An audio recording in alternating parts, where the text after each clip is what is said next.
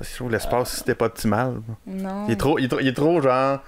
Il va s'enfarger, puis je vais en renverser la bière. Puis là, je vais me rappeler que finalement, il garde la version de 1 heure intégrale en audio. Austin Power, le premier de la série, parce que c'est une trilogie. On a ici Julien, qui l'avait vu à l'origine. Ouais, exact. J'ai vu les 3. Fait que Léa, toi, c'était ta première écoute du film. Ouais. Est-ce que tu connaissais Mike Myers, qu'est-ce qu'il avait fait avant?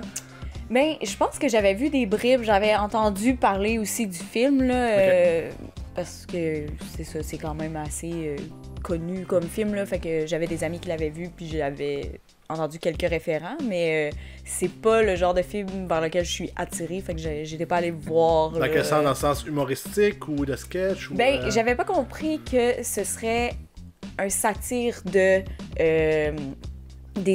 mettons, des films d'espions américains, tu sais. Okay. Dès que j'ai vu que c'était une satire, ça a vraiment mieux été. Ça m'a rassurée. J'ai fait, OK, je vais pouvoir rire de ce genre de film-là que j'haïs, tu sais. Ben, je pense qu'à la base, le film doit être écouté en anglais. Ouais. La version... Ben, tu écoutes en français? moi, je suis allé parce que je voulais me rappeler. Nostalgique. Je suis allé avec la version québécoise. Puis je me suis posé la question, je me disais, je l'écoute-tu pour avoir les vrais gags? Mais je me suis dit, non, je pense que la plupart des gens l'ont écouté version québécoise, que la traduction est assez bien faite. C'est ça qu'en les réécoutant, je me suis rappelé que si c'était pas des 52 blagues dedans de britannique, tu sais, il y a zéro accent. Il n'y a pas un accent. Tu sais, tu t'oublies là, que c'est des britanniques, tout à l'autre, t'es comme, ah, ok. C'est vrai que finalement, il y a des gags que j'avais pas pognés, mais je fais comme, ok. Il y a beaucoup de parodies britanniques. En anglais non plus, c'est pas très marqué, là. Non?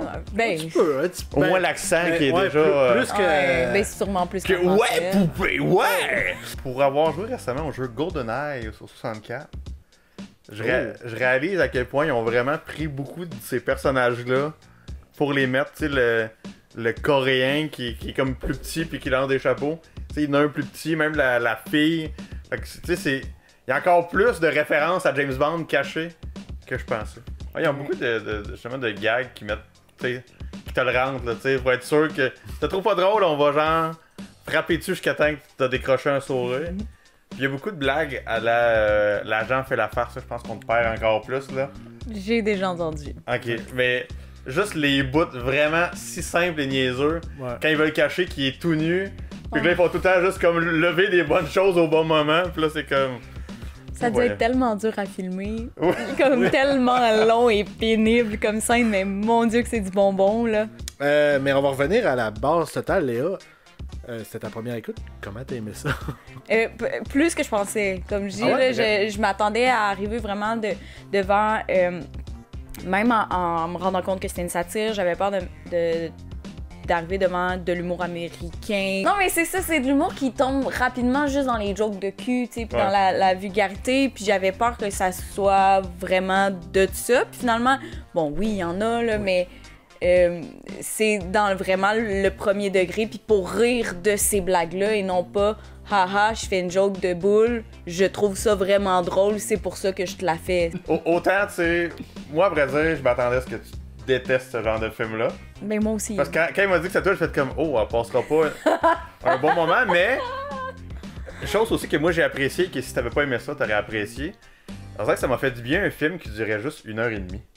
Oui. Parce que là, après ces temps-ci, là, Dune puis Batman qui était là pendant 3h30, je suis comme, mon Dieu, 1h30, c'est vite fait, bien fait, puis on pack les petits puis on s'en va, là. Puis c'est 1h30 avec le générique au complet, là. Ouais. Mais je pense que aussi c'est le fait que, tu sais, le film a 25 ans aussi, tu sais, puis ça, tu sais, je pense que ça aurait pu plus mal vieillir, en tout cas, que ça. Ah oui. Genre, tu sais, c'est sûr que si tu regardes tout ce qui est technologique, c'est épouvantable, là. Mais en même temps, les décors sont incroyables, les costumes sont le fun, ils ont mis tellement d'attention dans tout ça que c'est le fun à regarder, là. C'est pas juste un fond vert, là, c'est vraiment... Mais moi, j'ai l'impression que Mike Myers vient de Saturday Night Live. Ouais. J'ai l'impression que c'est un sketch de Saturday Night Live. C'est ça, c'est comme un téléfilm. Tu sais, j'ai quasiment, je veux pas dire comme Batman qu'on a regardé, mais on n'est pas loin de ça, là, tu sais. Si tu fais dans une grappe encore nichée, mais qui tu sais qui vient me chercher, la musique par contre. Non. Ah, ok.